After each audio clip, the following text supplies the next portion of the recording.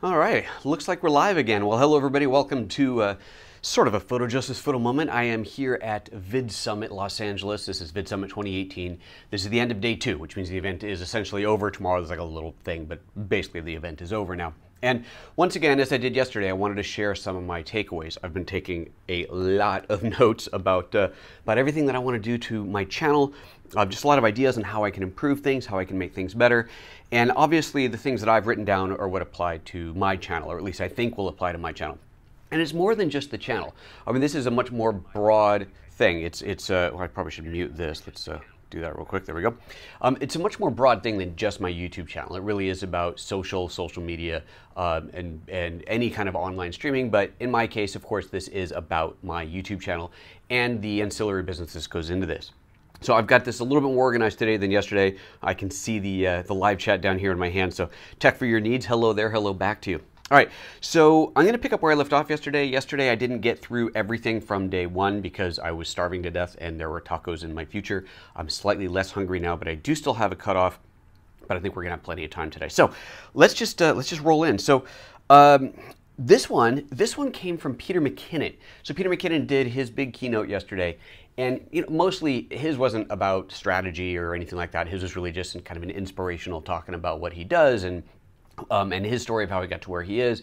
But one of the big things that he said that really, really resonated with me, and you've heard him say this on his channel before, you've heard him refer to this on his channel before, but he said how important it is to find your dope squad. Now here's what he means by this. If you've seen his, I don't know if it's the most recent anymore, but one of his recent videos, he talks about the loneliness of being a YouTuber.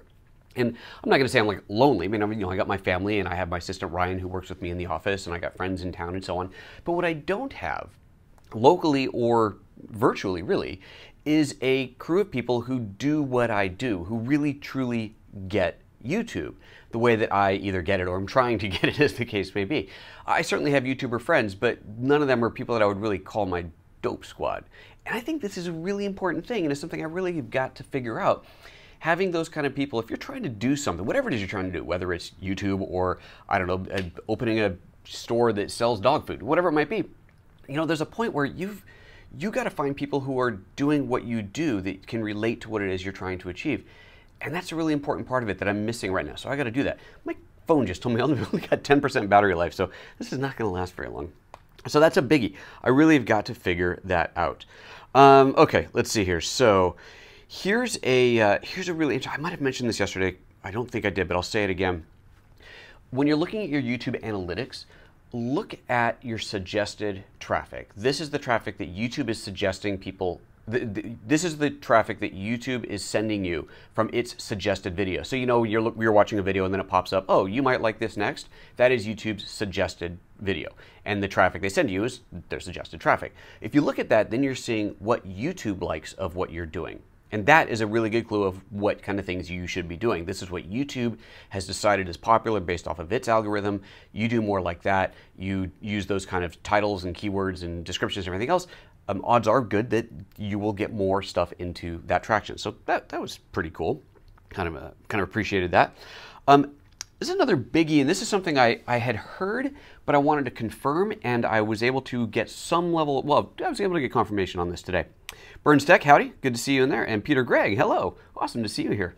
Okay, so embedded videos, and some of you might already know this, but embedded videos, meaning if I take a YouTube video and I embed it on my website or somebody else's website, anywhere, those plays don't count towards your analytics. I got to dig more into this because this seems crazy, but yeah, they don't. So if someone, as far as I can tell, that means whether they watch it or not, how much of it they watch is irrelevant. So if you had really, let's say that you're embedding your stuff on your website, as I am on mine, and I don't know how many people watch my videos from my website versus watching them from YouTube, and apparently I really can't find this out. One of the most important metrics is not how many people watch, but how much of your video they watch. And this is something that came up over and over again. You want people watching at least 60% of your videos, 60% of a video, so 60% of the duration. At that point and above, you're doing good. Below that, you're not doing so good. And if you had, let's say that you have a really dedicated following on your website. People come to your website, they watch your videos, they watch them all the way through, over and over again. People finding those same videos on YouTube are only watching a few minutes of it and going, not my thing, and moving on. you're going to get penalized for that because people are not watching the full length as far as YouTube's concerned. They're not watching anything because it's not on your site, because it's not on their site. So I thought that was really, really interesting and important. So we're going to have to analyze this because we do embed stuff on our own site, on my site, on PhotoJoseph.com. So really may have to change that. That was super, super interesting. So the average view duration, that's the metric. That's the most important thing. Again, if you're over 60%, that is good. All right. Also, you want to look at that number and compare it to the metrics from your subscribers versus your non-subscribers. You clearly want to be reaching out to broader people, a broader audience than the people who've already subscribed. So you want to make sure that your non-subscribers are hitting that 60% threshold. Very interesting. And of course, if they're not, then what you do is you find some videos that hopefully are, figure out what the differences are, and try and lean more towards that way. You know, obviously this is all assuming that you're actually trying to get more content out there and people actually watch it.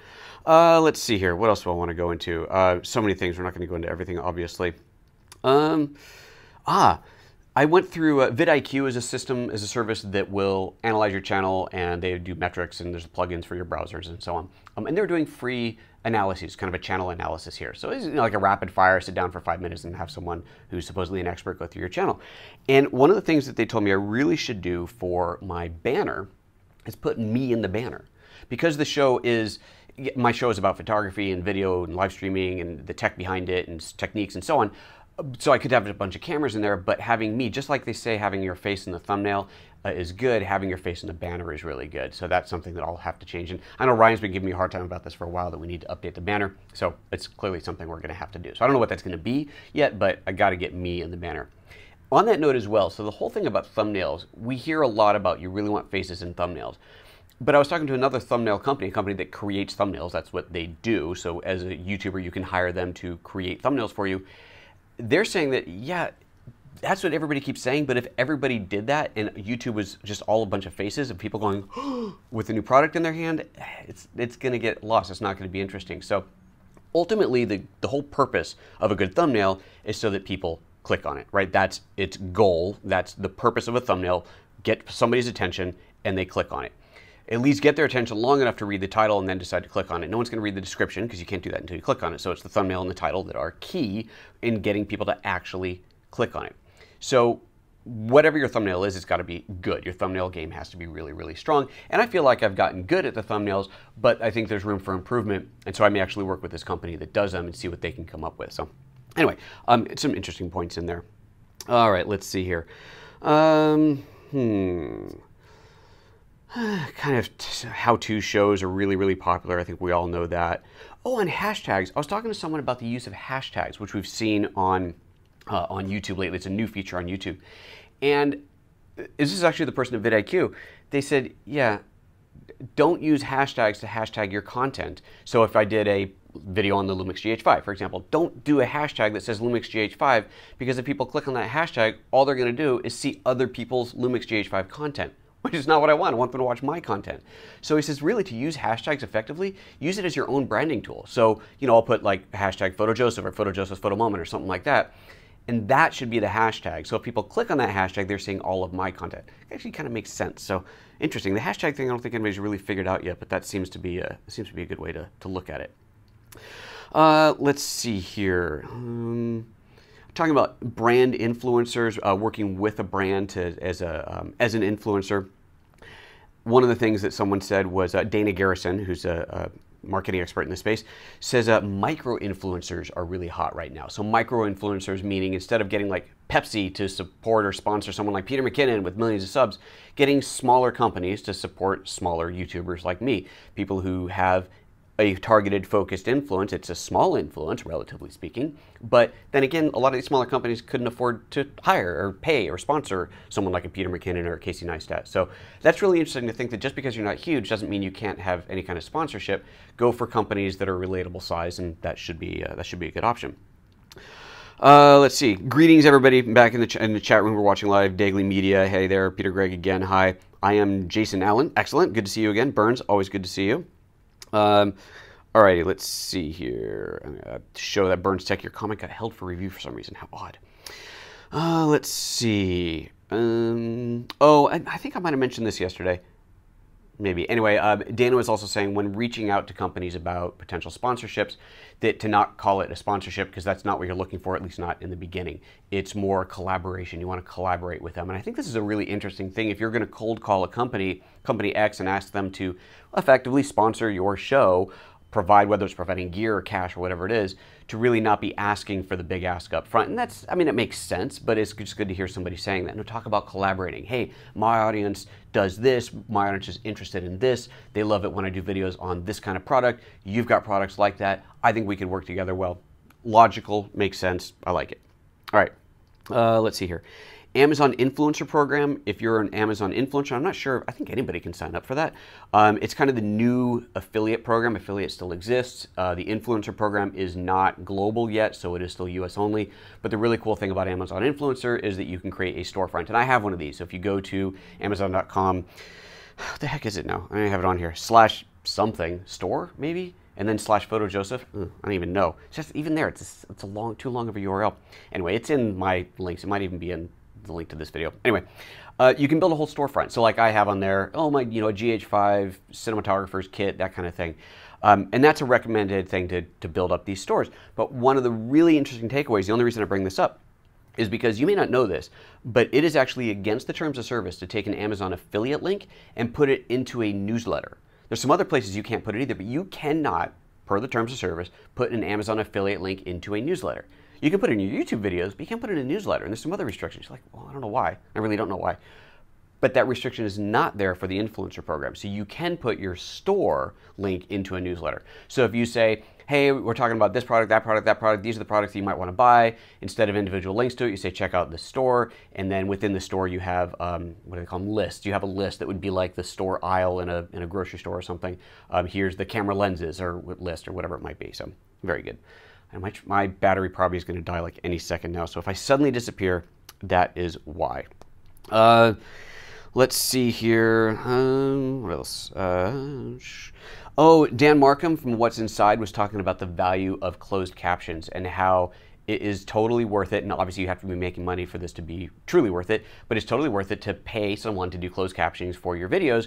And those, I think they can even get automatically uploaded by the company. Not quite sure how that works. But he recommended, he says he uses rev.com. It's $1 a minute. So that doesn't sound like much, but you know, like me, I do 3 videos a week. Let's say that they're each 15 minutes long. That's 45 minutes of video. That's $45 per week. Ooh, that could get really expensive, but it helps with the searchability. It helps with not getting your video demonetized because they know exactly what you're saying in there. There's a lot of things that it can help with. So if you can afford it, if it makes financial sense for your channel, definitely something worth looking at. And obviously that's way better than the auto closed captions that happen. I went through a one-to-one session talking about email funnels and mailing lists and how instead of just a generic email list, it's much better to have a more focused, targeted thing. We're going through one of these funnel sites like convertkit.com, drip.com, woofoo.com, that's WUFOO.com. All of these will help you set up, or they will set up for you, or you'll set up with them, whatever, fully automated funnels where someone goes there and it could ask them questions. Oh, what are you interested? You know, Lumix cameras or photo editing software or whatever. And then it kind of takes them down a path and it gets them signed up to a mailing list that's a more targeted list and then automatically delivers content to them. And I've heard of these things before. I've never really looked into them, but I'm definitely going to be investigating this because it seems like it could be a very powerful way to do it. Let's see here. Mike Stream saying, I think Rev will transcribe video for a blog also. They'll transcribe video for anything. You point a video to point them to a video or even send them a video. I have used these services before just to play with them. Yeah, they'll translate any video you want to give. All right. Hey, Sean. Good to see you, buddy. Mr. Tom Curley. Good to see you here as well. Okay, let's see here. What else can I put in here?